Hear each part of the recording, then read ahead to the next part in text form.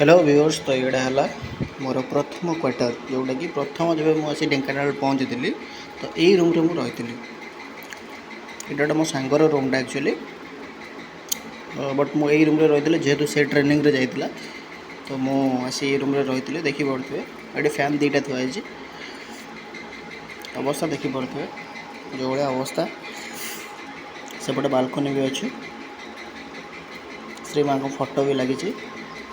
मुझे आपको बालकनीटा भी देखी दूँ देखो